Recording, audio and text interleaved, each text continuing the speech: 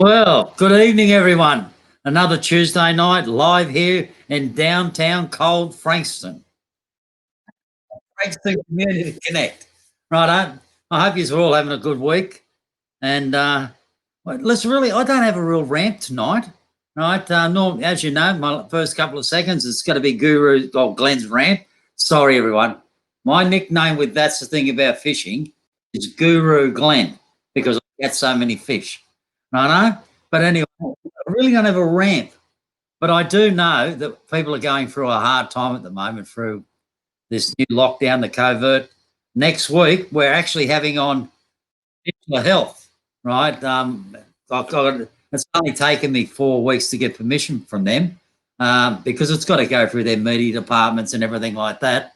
And which will be good because I'm going to try to bring through all the mental health programs that they have through Peninsula Health, from the elderly to the youth to suicide prevention, the whole lot. Right. Hey, listen, I'm going to pretend that I am smart, right? And I've done some research. And everyone knows that I love my Port Phillip Bay. But did you know the old history was about 10,000 years ago that it was all dry, right? Now it's been proven, and I do know I have my helper out there to throw this up there so you want to read it, that through the Indigenous or the Aboriginal history here, they said there was a massive big flood that went through the heads and everything like that. Now it's been proven because once before, and you can see when you look out there, the Yarra fault line that goes along past Frankston, just outside the pier, probably 200 or 300 metres, you'll see a little line that goes around all the time, and that's what they call the Yarra fault line.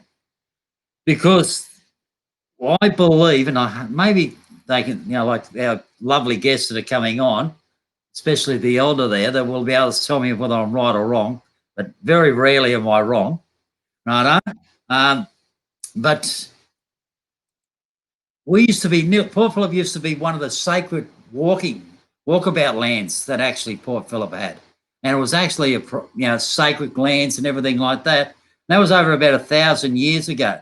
And then the Aboriginals, right, the Indigenous here, right, through their culture and history, said that there was a mighty big flood.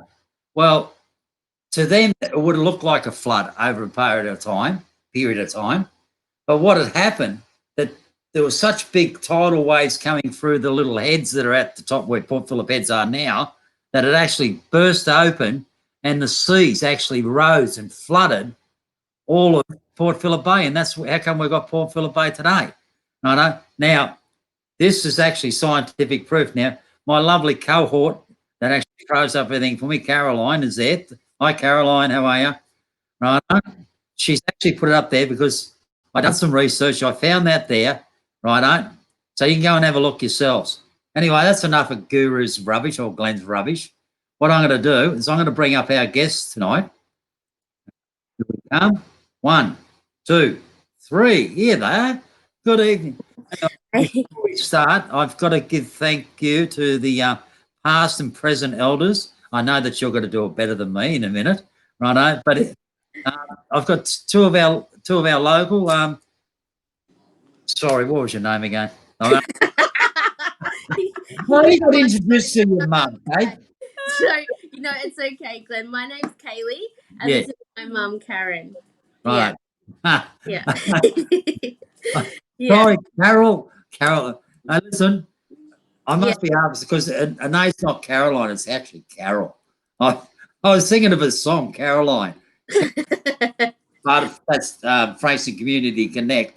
And when I talk about stuff or want links and everything, like she puts it up. So anyway, good. So can I just Righto? Yeah. So Glenn, can I just start first of all? So hi and thanks very much for having us. But first of all, I'd like to acknowledge the traditional custodians of the lands on which we meet here tonight and pay my respects to their elders past, present and emerging. And, thanks heaps for having us. It's a real pleasure to be here. Just to follow on from your little story then, do you also know that when the tea tree flowers, that's when the snapper come in the bay? So the earlier the tea tree flowers, the bigger and the better the snapper's going to be over that season. Where did you hear that from? It's scientific fact, mate. This is knowledge that we've got. Look, I'm not going to argue with you because No, you can't, because I'm always right. I am a fisherman. Yeah, and I'm a fisherwoman too. My Oh, dad good. is very I'll proud. have to get you to come fisherman. But you're right. But I know I'm right. when that's when they used to have what they call the tea tree festival up in Morning. Right, you're right. When the tea tree, that is. Can I just please Go on, tell me. slightly correct you? Okay. Because snapper actually don't breed in our waters. It's actually a nursery. We've got what we call our resident snapper, which are millions of snapper that stay in the bay all year round. This is true. Right. What we do is we have snapper that come out of the like at that time of the year, the September, October, tea tree blooms. That's when they come in, right, from outside of Bass Strait. Yep. Then they start swarming around the bay, and they start dropping all their eggs all the way around the bay. So yes, you are right, but we've got snapper in this bay all day, all year round. I know we have. My dad's a mad Have you looked fisherman. at the size of it? The size of the snapper, though. Compared to what they used to be years ago, they're small. Yeah, they are. Yeah, we get more pinkies than we do proper snapper. That's a good sign because, and it was thanks to the Yarra River and actually the Indigenous people down there, and also the fighting of fisheries and everything like that. One of the reasons we had very short stock of snapper quite a few years ago is because of the pollution that was actually in the Murmidon and the Yarra River, because all the krill couldn't grow, come and feed the fingerlings that were actually all laid right around the bay and everything. But they've cleaned up so much now. There's a lot of pinkies out there, which is a great sign. All right. I think my best snapper at the moment has been on Mornington Pier at 8.79 kilo off the Frankston Mornington Pier. No, okay. So that's still. No, hubby caught a 14 kilo one not long ago. That was about 2-3 years ago. Hey, I didn't see that. That's a good fish. Very good fish. Very good fish. Anyway, hey, listen, we could sit here and talk about fishing all day long. I didn't realise I was on to talk about fishing. Yeah. I could have had Happy sitting here and you could have yarned all night. Oh, cool. Well, we'll make another time doing that. But actually, we'll stick on just fishing for a second. Is that? Do we have to? Oh, Mum, you're so rude. No, it's okay. Hey, this show's okay. We can say what we like. The only thing you're not allowed to do in this show here is tell the truth. Oh, really? Okay. Only joking. Only joking. No. A good friend of mine, Uncle Pat. Yeah. I do take in some Indigenous fishing in that week because we use as a way of behavioural patterns with youth and everything, like up a Budget Warrior and things like that. Right, and but Uncle Pat and I go back many years ago. Yep. Right, so but like it's we actually do a little bit of work with the Indigenous, which is great. They're a great bunch of people. Right. Yep. I was in. Yeah, I think we're pretty good. Yeah. Well, I got to give thanks, and this is a way for us. It's something that maybe one day that I think Carol is actually going to interview me on this show about a little bit about who I am. Yeah. But just a quick one. When I was in the boys' institutions at 11 years old, I was actually nearly raped by a couple of guys. Yep. A guy jumped up. His name was Cecil Carrington. Because I come from Granville in Sydney, and he come from Granville, and he was an Indigenous. He was and he come from Granville, and he punched the living daylights out of these two guys and saved me. So and that was great because like I've had, I've always had a good relationship with a lot of Indigenous. I've known Tony Mundine, right? Original Tony Mundine, not the one that boxes now, but his dad. Yep. To Kaylee earlier. Lionel Rose, I've known Lionel Rose for many years. Yeah. Before he passed away. Yeah. So, like I've had good relationships with them. Yeah. So, anyway, listen, I'm here to talk about you. I know. Because you are the original founder of Gathering by the Bay. I'm one of many people at the time. But Right, because I still can't get my tongue around the name. Just say Djambana. Djambana. I can say that. Just say Djambana. Right. People get tongue twisted. It's Nairm Djambana. Right. So Djambana. people go Marr Djambana. Oh, that's what I say. Djambana. It's Nairm. So Nairm. so say Djambana. It's easier. Right. Seeing you were one of the founders of Djambana, just give me a quick history of it, please. The history of it? Look, it opened in 2016, so the 19th of November 2016, and we had it had a nice big launch. Prior to that, it was about 20 years previously, whereas a group of elders, uncles and aunties, they would sit around the kitchen table like what we're doing here tonight, and they would talk about having a safe space to meet. And of course, we had a really strong group of the elders at the time, and they'd go up to council and they'd have a bit of a yarn to council and talk about this.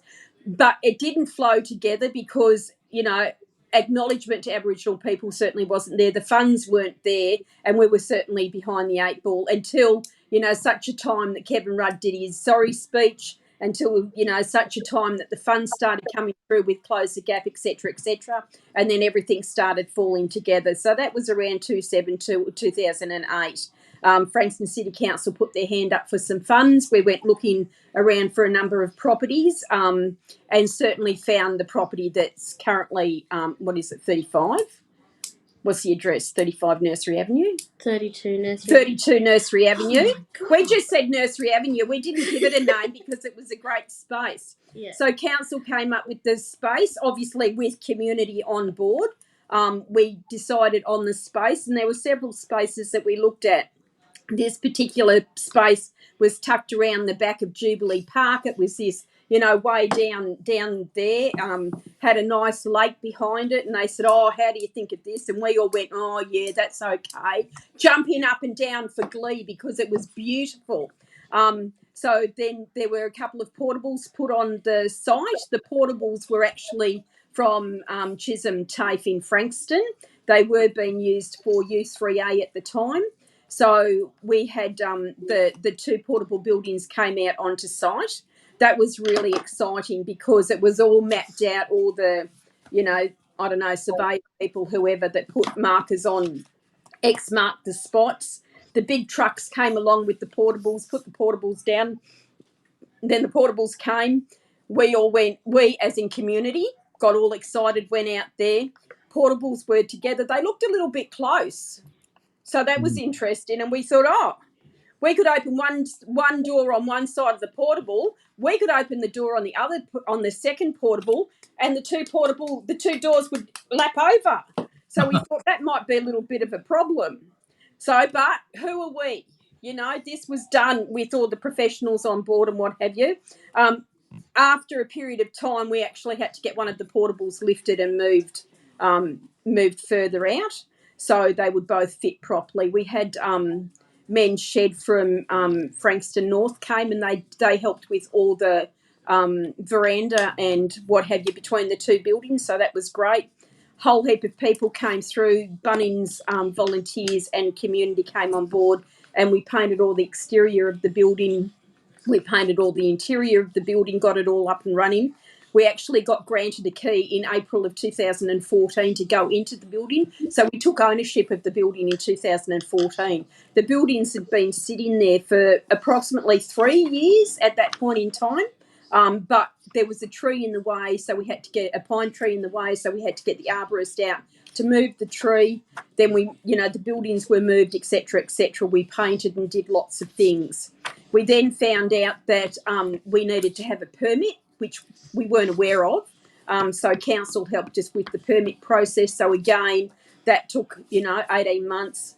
We had to do a lease agreement. So of course, we looked at the building, but we were also looking external to the building because there was a beautiful lake. There's a beautiful lake at the back there. So we were having all these, amazing ideas about how we can incorporate the lake into, into the building itself. But council was saying, no, we needed to have a lease agreement on the building itself. So that was good. We made a couple of changes in the lease. The lease came up and then we came ahead and we had the key. From that point, we started programming. We were so excited once the building was painted internally, externally, once everything was, the certificate of occupancy, all those sorts of things were in place. 2015, we thought we were breezing through because we had programs operating. We were doing great guns. But then we realised that underneath the building was put on those concrete bricks, the grey concrete bricks. Well, of course, they were kind of like a couple of them were on a angle, and so the building was not very safe to be walking around on. We had to have the building then lifted, all the foundations repaired. We had to have the roof all repaired and put on, which was great. We had the car park put in, and that all took place. And then by this stage, we had a range of programs with the foundations being unsteady and the roof being in disarray, and they had to be fixed. We had to close down for 3 months, maybe 6 months. I think it was a full term. We had to close down and stop all our programs, and then once that was completed, we started up with our programs. So by this time, we got up to November of 2016, and we were blessed to have a really great opening to officially launch it to the public. So that was a great day. Going forward the next 12 months, and in the July of the following year, 2017, we had the Minister for Aged Service and Indigenous Affairs, Wynne. I can see him. Minister Wynne came out. Ken White.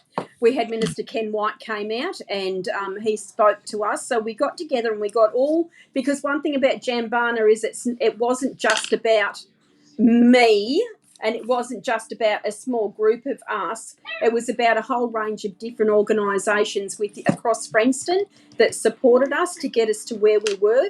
So we invited all those agencies. So we invited, VACA on board. We invited Ozchild. We invited Anglicare. We invited, Frankston City Council. We invited whoever. So we had a whole range of different all the agencies that had supported Djambana. We actually invited them along and sat down with Ken White and had those conversations. So he was to be with us for half an hour. He ended up staying an hour and a half. So that was a real blessing.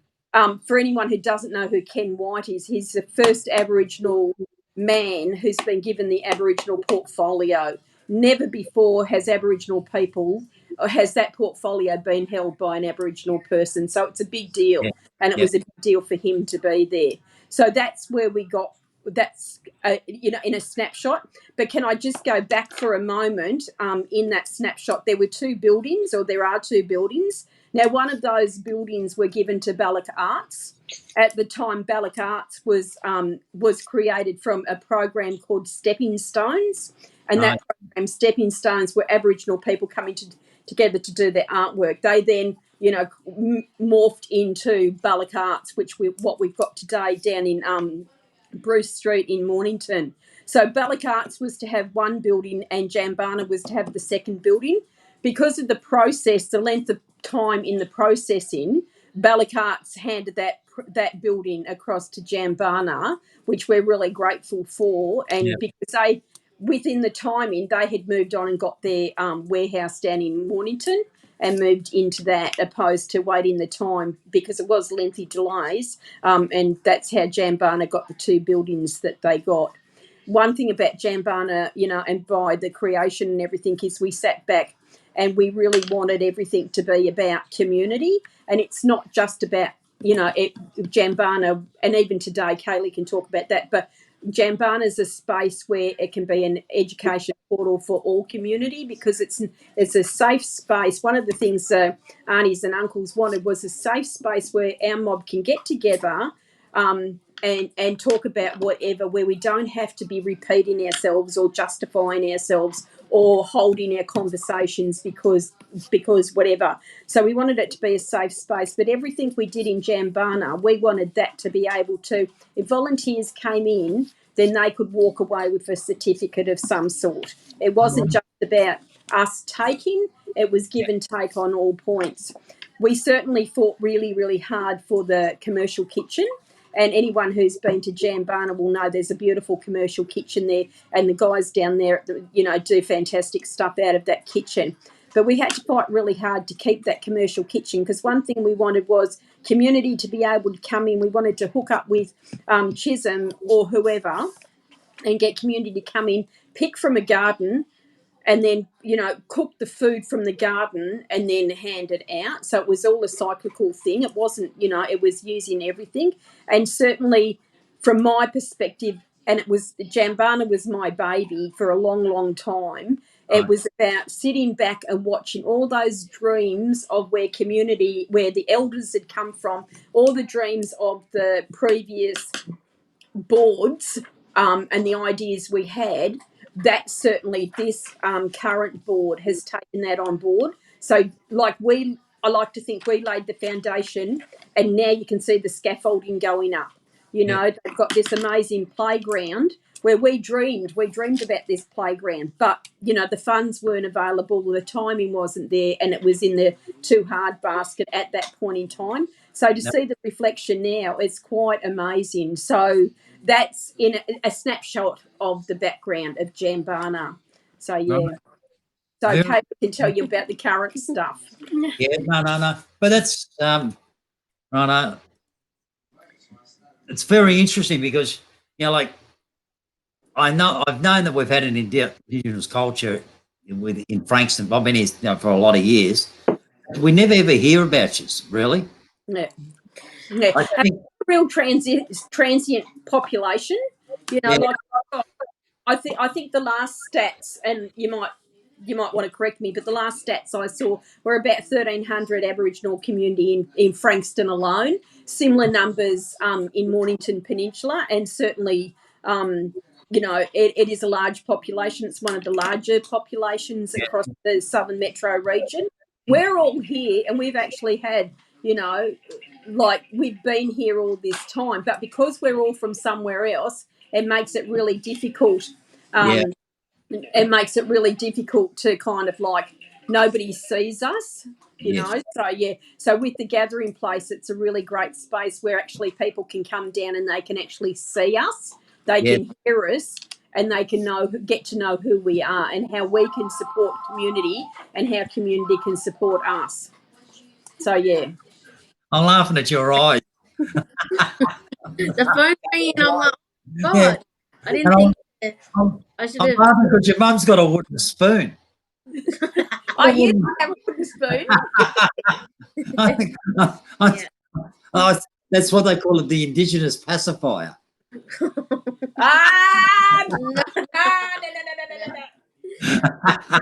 So that's a little bit of the background. So yeah. No, it's good. It's good because it's good to hear the background. And we've actually been here for about 60,000 years. So we've been around for a little while, and I think we've lived in this area for a long time too. I know. Yeah, I know where your eel traps are and everything. Hey? I know where your old eel traps are and everything. Fantastic. I'm glad to hear that. Well, down near Davies Bay, there's, you know, there's a couple of old eel traps that come out of the places, things like that. So there's quite a few around. Right, because Frankston's always been a big fishing area. Yeah. Right? And that's actually its history. Frankston's true history, going back into the late 1800s, as it was actually one of the biggest fishing ports for producing fish for the fish markets here in Victoria. Yeah, so big fishing village. Yeah. So it's good. Yeah. And we've got a whole lot of mittens along the bay that certainly, you know, support and tell the history and tell the story, as you know, as everything else that goes with that. Yeah. So Djambana's got a really great little history behind it. So we'll do a book about it one day. Well, I think it's important that you do, because Listen, and look, over the years, right, we've misjudged the Indigenous people, right? We've always taken them because, unfortunately, they're, as I was saying earlier today when I was talking to your daughter, right, that there's good and bad in every culture. Right? You just can't turn around and say the Indigenous because you see this, what happens there, like the drinking and everything like that. But you see that in our culture. You see that in every single culture, right? There's good and bad in everyone. And the thing about it is that I believe Frankston, and so I've got to fight for Frankston the same as everyone. Absolutely, yep. Right, and I think we need to hear more of you. Djambana, I got it right, didn't I? You did. Oh, right. Impressed. The gathering by the bay, because we all need to gather by the bay. This is what we're doing, right? That's what Frankston Community Connect's all about. Is putting this whole gathering, right? Because this is our mob. Yeah, put it that way. Yeah, our mob, right? I don't care if you're Sri Lankan, whether you're Sikh or whether you're an Indian, right? Whether you're Aussie, white, or whether you're Indigenous. This Frankston's our mob, if you know what I mean.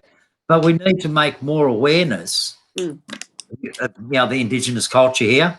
Because we're so, because I'm 63. You wouldn't believe that, would you? I only look 23. You go back to my culture and my days, right? And I know you're younger than me. Right? Only just. Right. Uncle Pat and I have had long conversations because Pat and I were at a certain place, right? He was a little bit before me, but we talked about that, like the raw deal that the Indigenous got, right? Rudd did come out and apologise, but like the end of the day is it doesn't matter. To me, the wrongs have been done. We need to now build bridges, right? We need to stand beside people like yourselves. Right? Get support for you, right? Get people to know what you do, and that's what our next topic is going to be, is what you actually do in this community, right? For your mob, right? For you, the people that you help. Because today when I rang you, talked to you, you're running around like a chook with its head cut off. Putting all these packages together because the COVID-19 has actually affected your as much as anyone else, right? You're out there, you're serving the community here, right, with care parcels. Just talk a little bit about the services that you're actually providing within this community now. Okay, so, all right. So, at the moment, I just want to clarify a couple of things before I sort of give you a bit of an update on what we do.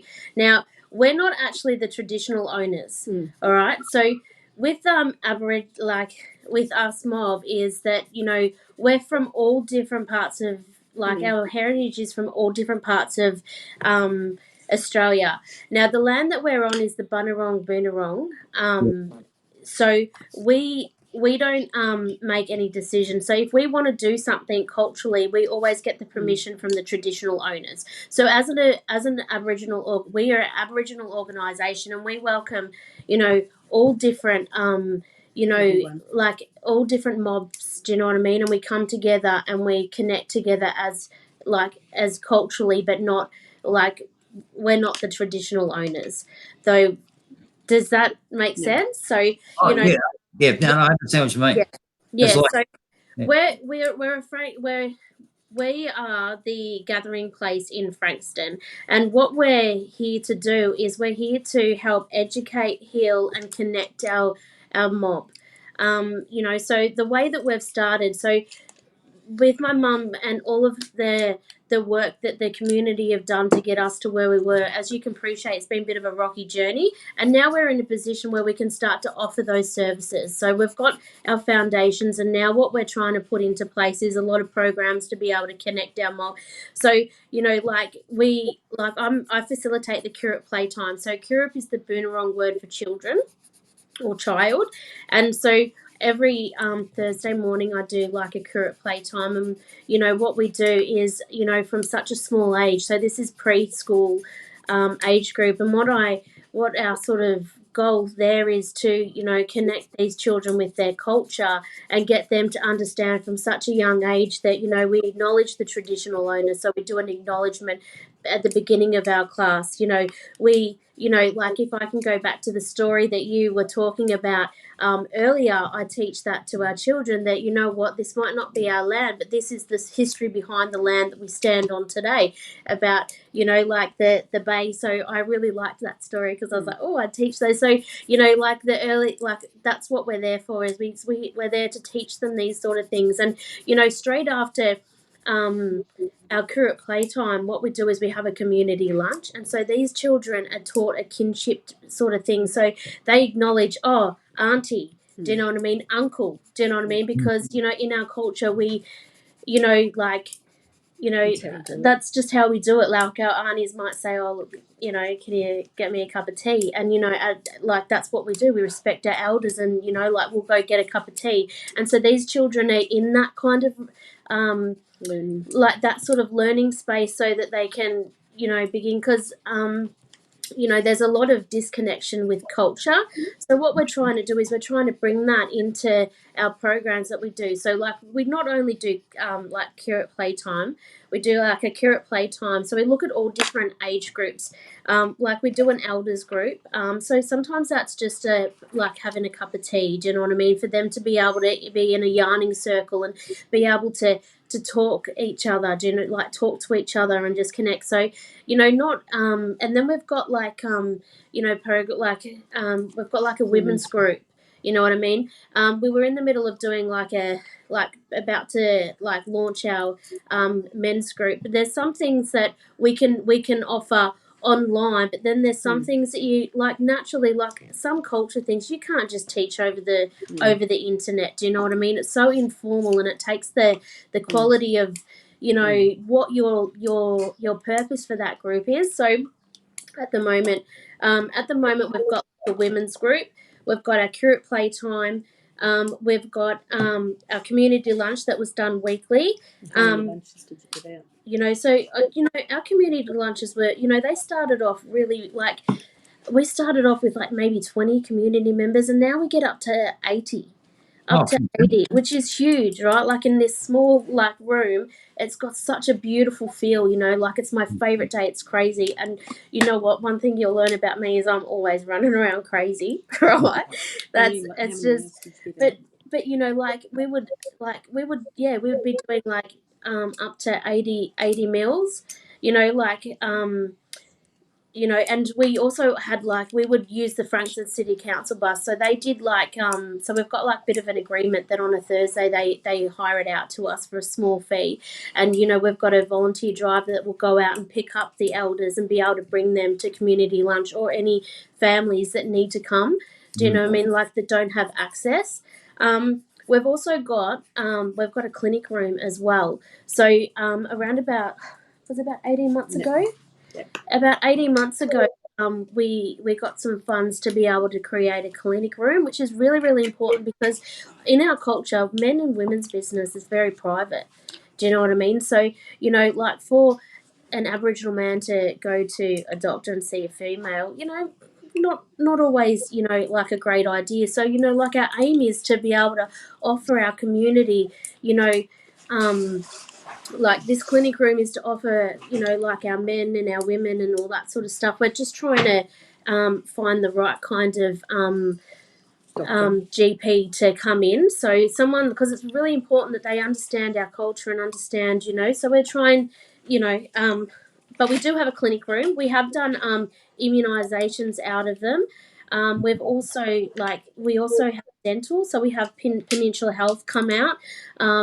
And they do dental checks. Right.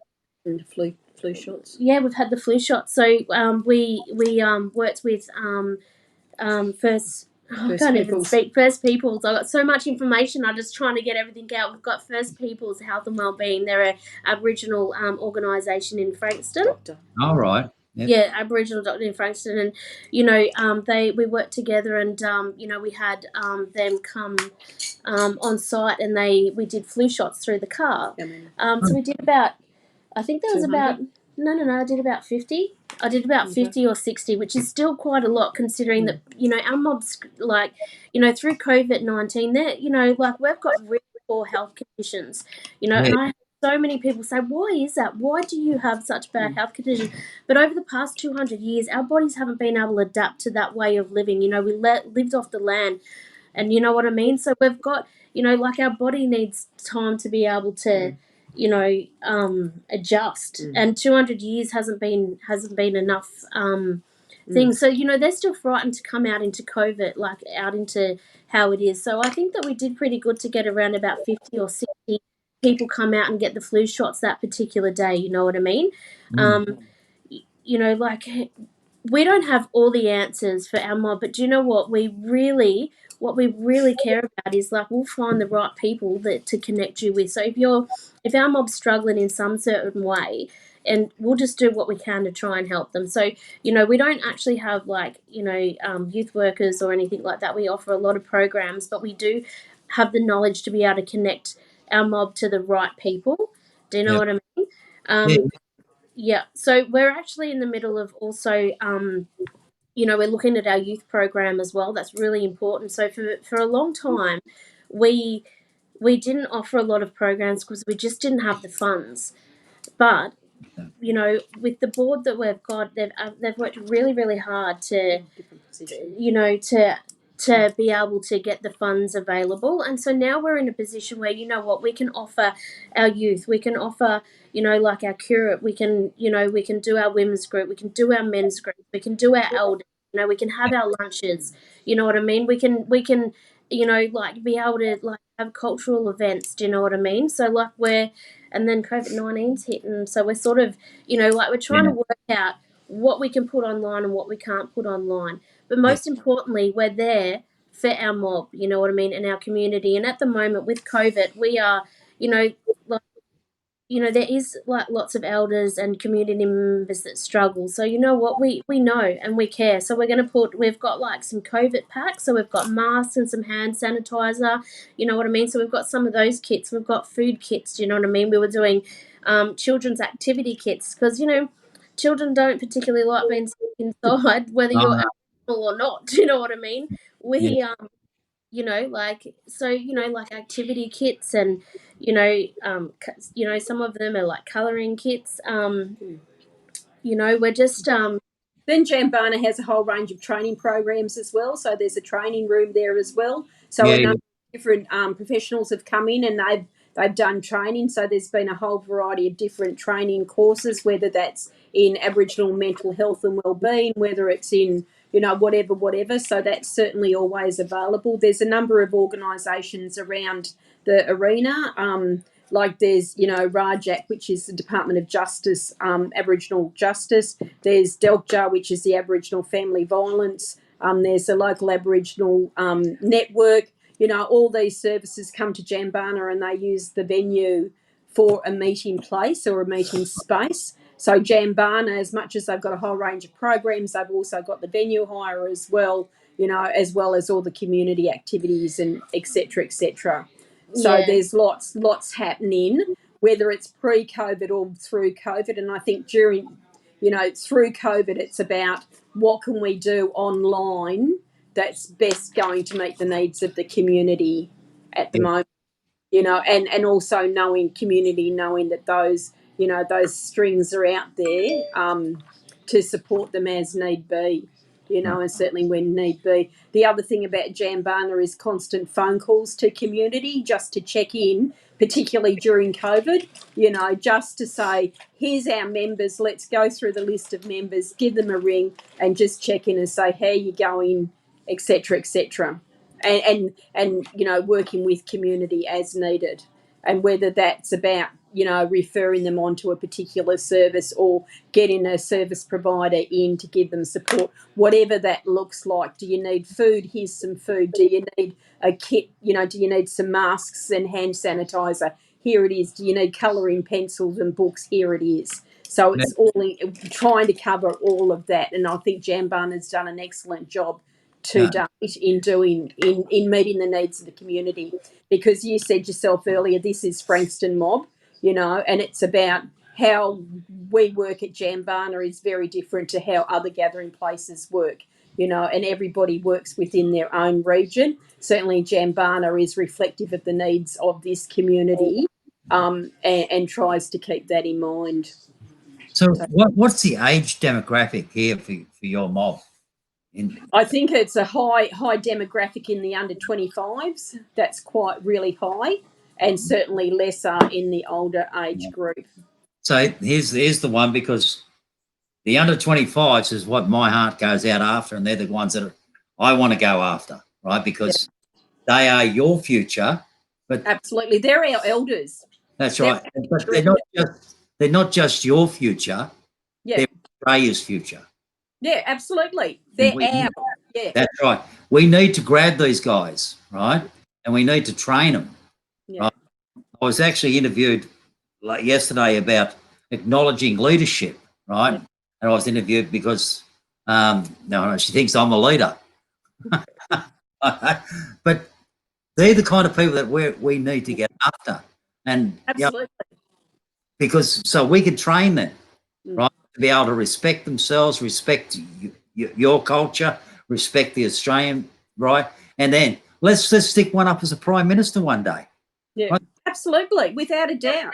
Yeah. And if you look around, we have some amazing leaders. The other thing that Djambana does is the NAIDOC dinner dance. Now, that's been running for, I think we did our 21st birthday last year at the last year's NAIDOC dinner. So that started with a small group of a dozen people in a hall. So that's just growing to, just shy of 500 people go to that now. Really? So Djambana's held that for the last couple of years, certainly alternating with Willamaraine. But Djambana's held it for the last couple of years with nearly 500 people coming along. We have awards in that, and we certainly acknowledge the youth within our community. We acknowledge the sports people within our community. We acknowledge the people in our community who give back to community, our elders in community, all those sorts of things. So that's where that acknowledgement of our young people come from, because we put the word out and we actually get people to nominate different ones. And so our young people can stand up and be strong and sit around the table and have a bit of a yarn up and a bit of a, well, one of the things that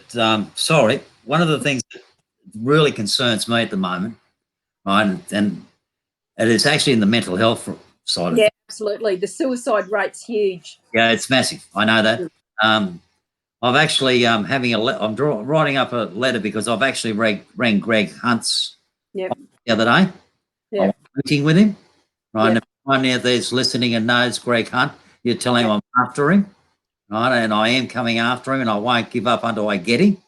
Right. Right. The thing about it is, to me, when I'm on the warpath, I'm on the warpath. Yeah. Right, mental health and youth suicide and everything like that. And you will be sitting to exactly what I want to go after him for. There's some organisations like our organisation. That's the thing about fishing. Even Frankston Community Connect now. Yeah. Right. So many organisations and groups, and I've had a few on lately, like Mothers Helping Families in Need. Yeah. Right? The Sikhs giving out food every week. All this kind of stuff. We don't get any funding at all towards looking after mental health. Yes. There's an Indigenous funding that like the Indigenous can get, but you don't get any. I guarantee that you've got offered no money at all for any of these youths for mental health, right? For suicide prevention, righto, or anything like that. So I'm after Greg Hunt because I believe that the youth, like as you just said, demographics in age is 25 and under. Yeah. The highest risk. This year I've been lucky, but the year before I went to five funerals with 5 youth suicides. Yeah. Right? So, and I've been doing it for years and years and years, watching young people committing suicide, drug overdose, alcoholism, which you'd have. The police have actually sent a couple of Indigenous kids my way. But unfortunately, they've got back themselves into trouble and everything like that before we could actually finish with them or anything like that because of alcohol. Not their because they need leadership. They need people like yourselves, right? Your elders, the aunties and uncles, as you say, right, to actually start getting behind them. But you can't put no money. Right? Question: how's Frankston Council look after you? So Frankston City Council, I've got to say that is, they really are trying. Do you know what I mean? I think that we didn't really have too much of a relationship, but we're working on it and we're building it. And you know what? I believe that Ken Liddicky is very supportive to us. Do you know what I mean? Like I think Sandra's on board. Yeah, but but beforehand they weren't. I don't think. And I think in fairness to Frankston City Council, they didn't quite understand before. Yeah, we were kind of like, and it's the same with Aboriginal stuff. We were to the side. We're over there, and we're in the too hard basket because nobody quite knew what to do. But there's some money on the table, and they have invested a hell of a lot of money in the foundations of Djambana itself. And then as they've started building Djambana, it was still at an arm's length, but over time they're actually getting on board, and they've got some champions within the organisation. And certainly, I'm really happy with Sandra Mayor. Sandra's a real good champion. So it's taken a little bit of time, Colin was also a champion before that. There's a few people, that's been championed, like I'm talking about the councillors. There's a couple of the councillors over the past few years that have actually got on board and been champions moving, but it's slow. Well, that's good you're saying that because... they are on board and they are moving forward, which is great. Yeah. Well, I've actually, I put a challenge out to all these councillors. Yep. To actually come on here and be interviewed by me. Yep. Right? Because the end of the day is, once again, you're Frankston. Yep. You're part of our Frankston. Right? Yep. And as I've said to these councillors, and I was actually surprised how many of them said, yeah, and Colin's one of them. Said, I love Colin. Yeah. He's my favourite drummer, he knows. Colin and I love each other, but we hate each other the same. Colin and I are basically tar with the same brush. We say, we're like, hey. Right? What I respect is he gets asked. He's come to meetings before and he's been asked some really difficult questions, and he's been so graceful to be put into that kind of situation where he's been asked, well, why? Do you know what I mean? And you know what?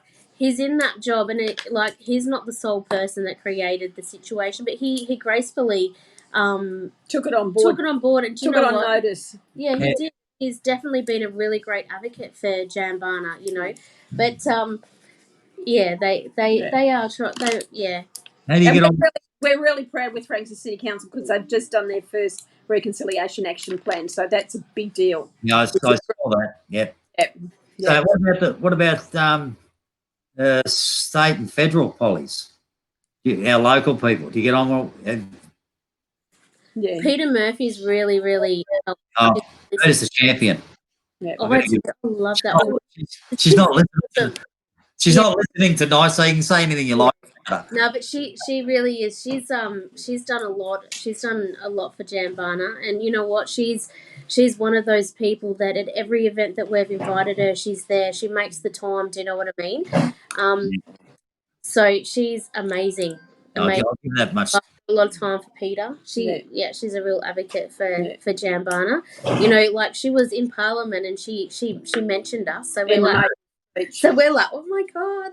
I heard her. Yeah, she's champion.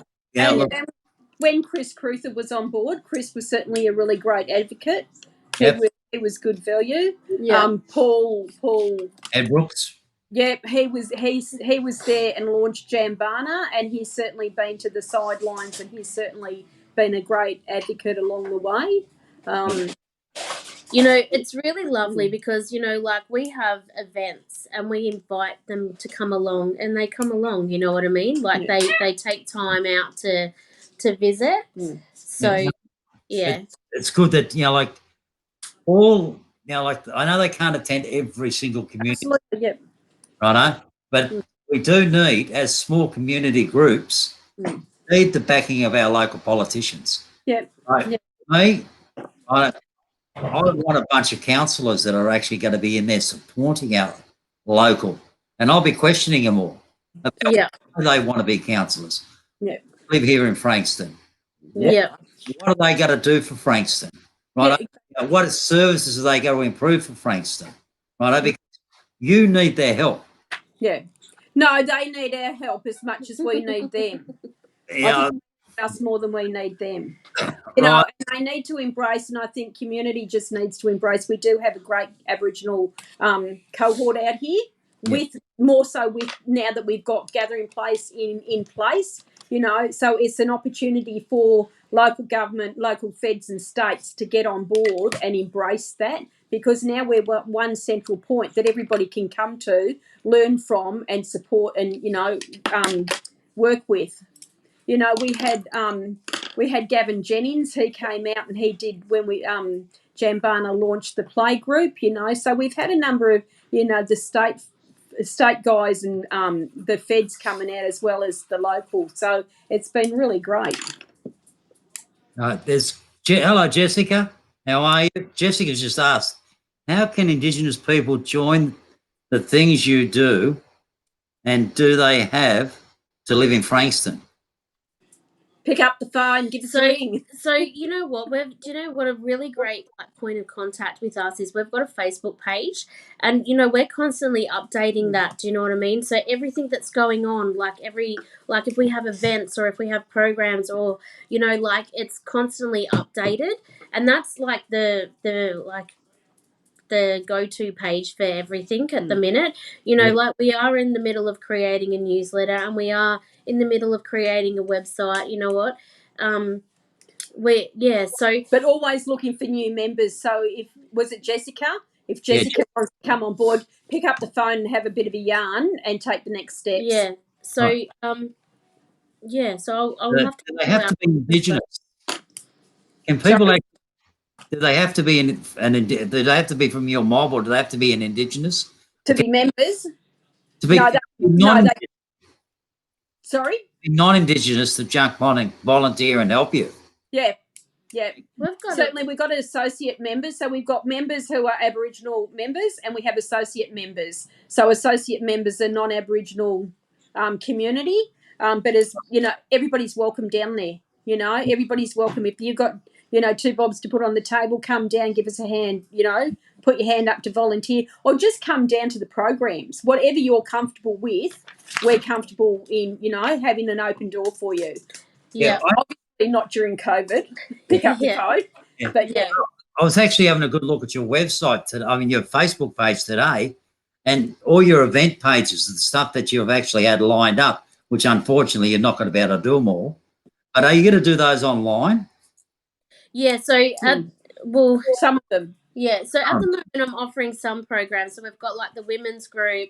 We've got we're going to have an art class. We're going to have like smudge sticks. We've got the curate playtime. So we're currently doing that all online. But like I said, there's some things that we just can't offer online because, so. Well, you can't go fishing online. I know. Well, you could. Everybody could watch.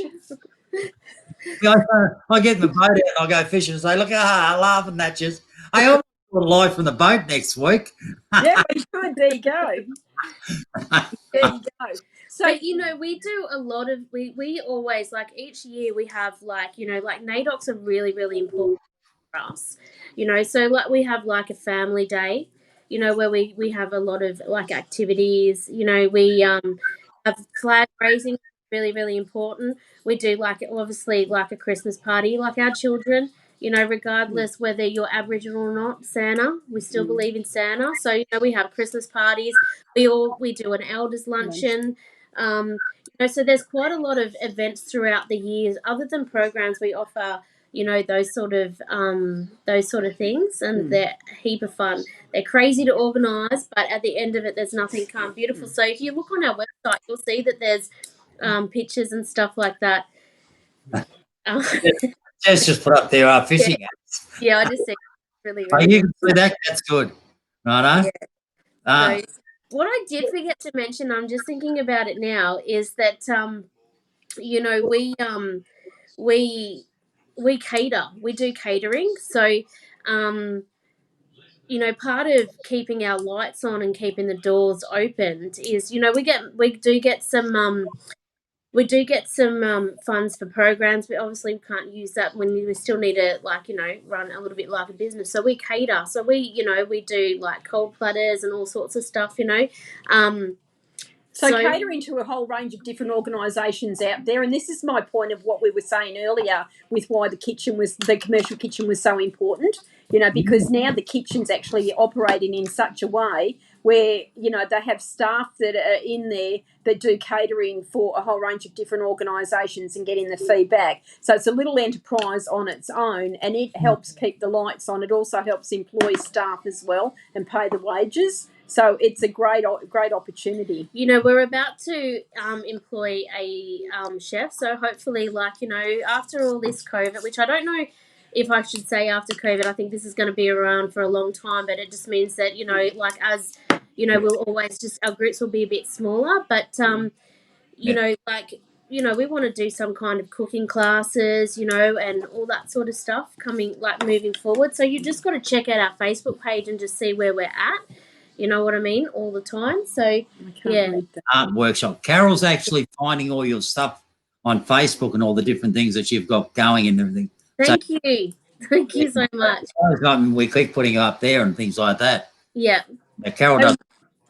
And when we talk about the women's program, that's, you know, that's got Y Upper in it. So Y Upper is actually similar to yoga. So it's like an Aboriginal yoga, but where you got mind, body, spirit, you talk about the earth as well. So it's the connection to the earth. So that's been a really great program. Certainly prior to COVID, when we started that out, there were, you know, a dozen or so women that were participating in that. And numbers are down a little bit at the moment because we've just started back online. And building that program up. And obviously people work online differently and how they, you know, take that on board. But that's, you know, a whole 16-week program there. Yeah, no. Listen, our time's nearly up, you know. See? Told you we've been going for an hour.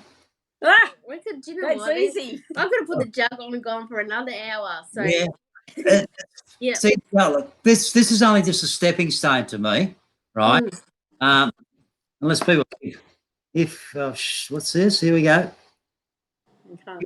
Aboriginal and need help, let us know. Oh, that's really, really lovely. Right, we're here. You know, I just seen that. You know Debbie, or is she part of you? You know what? Can I just say something? That's Deb. Oh, okay. Yeah, that's Deb. So what it is that's Deb, our chair, and she's just letting us know that, you know, we're here for all of our mob at the moment over COVID-19, and that, you know what, if you need some support, just give us a call and let us know because we're here. Yeah. So, you know, our services class is an essential service as well. Like, our mob really, really need us at the moment. So we're, Thanks for that. But here's one that just come up. You ladies, Katie. Yeah. Little foster children aged 2 and 3. We live in Frankston North. The boys are Indigenous and I have their papers. We would love to connect for me to learn more and connect. Right now, Carol, where was that phone number? Yeah, so you know what? If you pass those details on to me, I will follow that up because, you know, we definitely. Not online, is it? So everybody can see it. No, they're just passing. There's the phone number if you'd like to ring them tomorrow. Yeah, that'd be great. Yeah, right, that's really great. Because this will be all up on Facebook later on as well, so we can go back tomorrow and watch it. Everything you like. So if you want to watch yourself on TV, you can actually go back tomorrow and watch it. Yeah. No, I don't have time to watch. I was famous for the night. Yeah. Only joking. Right. But listen, one of my goals is going to be, with the help of Frankston community, because both Jessica, the girl that asked that question earlier, and Carol are both part of Frankston Community Connect. Yeah. Right. they're both on the committee, and like Frankston Community Connect is actually a subcommittee of that's the thing about fishing. Yeah. So it's actually it is a charity, Frankston Community Connect. Yeah. One of my goals is going to be once this covert's up and lifted, I want to actually organise a weekend with you, right, Djambana, right? Djambana. You're funny. Yeah. Yeah. Hey, listen, it took me until I was 30 to be able to read and spell. I still can't spell. That's what spell check. It's good. I love it. But anyway, Djambana, Thank you. Perfect. Yeah. what I'd love to do, right? I want to do like a special weekend, right? Yeah. Because I think, right, and I know we have and there's so it's I'm actually been asked to as Zoom guest speaker to the Rotary Club in Frankston North next month. Yeah. And myself and the lady that's organising it, she wants to do a cultural day. Yeah. I think it's fantastic because there's so many different cultures here in Frankston. But I'd like to organise. I do have a little bit of pull here in Frankston, because especially when I'm on the warpath, right? I'd like to be able to do a special weekend, right, and bringing you out to the forefront. You're all, Djambana. Djambana, to bring him out to the forefront, because I think you're a fantastic organisation. I don't care if you're Indigenous or whatever it is. You are a great organisation. Like the things that you're doing for your community, right, to your mob, right, and this community. And I believe that we need to make such an awareness Absolutely. of you, right? I know that we need to make sure all these councillors, and I'll hit them between the eyes for it, right? All these new ones know who you are, right? But all the other community groups as well. But I just think there needs to be a massive awareness. And I know that my committee, because Jessica's on my committee with she's on the board, right, of the charity. That's the thing about fishing. We need to get behind you, right, about the young ones, the 25. That's right. I really do. We need to be there for you. Yeah. We really do. Part of my logo, you can just see it on the top there, says changing lives, but you can't read the whole of it. It says changing lives, one life at a time. Yeah. Right, if we can just change one of those boys or one of those girls, right, down the wrong track, right, teach them to be leaders of their community, of the mob, right, and leaders of the Frankston community, leaders of Victoria, leaders of Australia, right, we're doing a job. So I think there needs to be a major awareness of the great job you're here, right, they are here, right, they're gathering by the bay if they can't pronounce the words. Yeah. Sorry, I got a weird sense of humour. Yeah, I think you're a delight. I do. I really do. Yeah. But look, we could keep going for hours, and that's right. It's only going to be one of the unless I end up back in hospital again or something like that. This is every Tuesday night. I'm only joking. I'm too cantankerous and too mean and too horrible to actually go anywhere. But every Tuesday night, and I want to continue this on. Yeah. For years. Hopefully, if I can't continue it, years to come, that we can actually every Tuesday night we've got a live show. We have different organisations on. Like next week, I'll have Peninsula Health. I'll actually put one of those. Is there part of Peninsula Health, right, that is set aside for the Indigenous mental health? For mental health. There used to be a whole team. Peninsula. I'm going back maybe 5 years ago. There was a team. There were about 12 staff in there, Aboriginal staff. With the dynamic and the change at Peninsula Health, all those staff are across the organisation now. So they have quite a strong Aboriginal community within their staff. There's, quite a number across various situations within Peninsula Health. Right, well, because I've got them on next week, Peninsula Health. Oh, good. Who have you got on? Who's on board? She's done. She's one of the directors, one of the heads, Donna. Okay. You need to be also asking if Auntie Helen Benads can come on board. Auntie Helen Benads is their cultural advisor. All right. Well, I'll actually put that. Listen, do me a favour, email that to me tomorrow. I can email you so many contacts. I can. Yeah. Right. Yeah. We just because I've got to send Peninsula off some of the questions because they don't want any curveballs. Right? It's taken 4 weeks to get them on because they got permission by the directors and Yeah. they just They've say got a process they need to go through. right. So And more so now that we are in COVID, they're just super busy. Yeah. You know, so we've got to give them a little bit of leeway in that respect.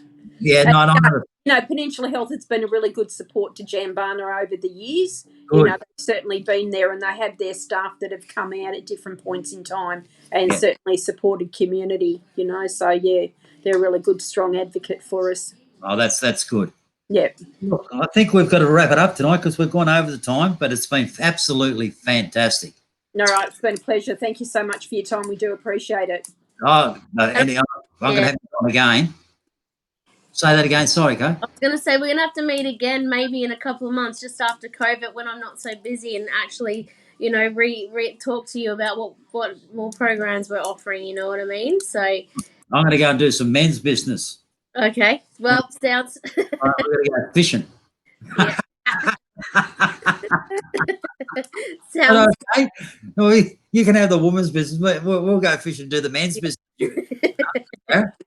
Yeah. Is that okay? Sounds good. No, she's not happy now because she wants to come as well. Right, no. I don't think technically fishing's not men's business. What's that? It's technically It's actually a woman's business, actually. The gatherer. So, you know, I'm saying, you know, it can be done by both. But I know. That was a joke. It's trying to be funny. I'm just saying, it's all good. Okay, it's been a pleasure. Yeah. Thanks so much. And go out there and be our champions for Djambana. No, you've definitely got it there. Okay, Yeah. thank you so much for your time. Okay, Awesome. thanks and bye, everybody. Bye. All right. Righto, everyone. It's come to a close tonight. Great. It was having those two lovely ladies on. And anyway, great yarn. Oh, I better put that up. You know, anyway, great yarn. And anyway, Carol has said good night and thank you. Good night. Mate, stay tuned next week, Peninsula Health, and we'll go from there. Right, so anyway, I've got to say no more. I've got to get off. I'm going to bring up